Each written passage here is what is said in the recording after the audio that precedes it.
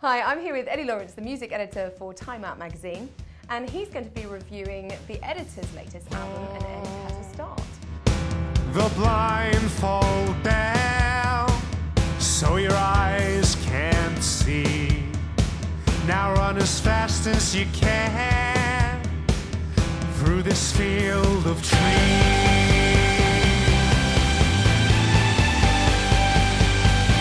So their first album got rave reviews. Would you say that the second one has lived up to that? Well, I would say that the second one is as good as the first one. Yeah, I wasn't one of those people who was giving the first album rave reviews. Oh, right. The thing with editors for me is that they're really serious, like very, very serious, very sort of po-faced and kind of portentous.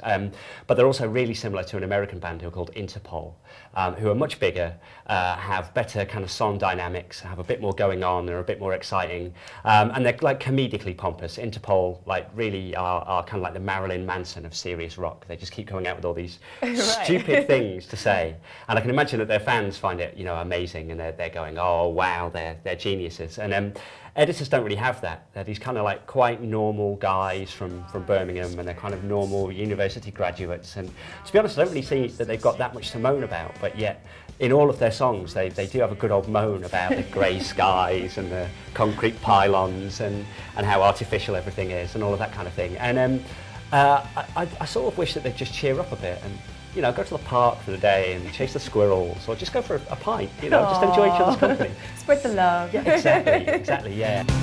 Goodbye to everyone you have ever known.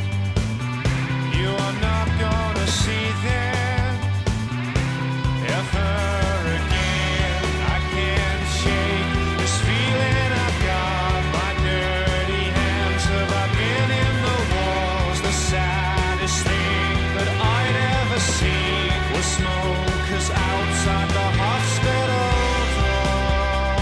You might have liked the first Editor's album. A lot of people did. A lot of people bought it. You know, they're a big band, and I wouldn't want to take that away from them. But if you've got that first album, I don't really see that the second one is going to, you know, add an awful lot to your Editor's album collection.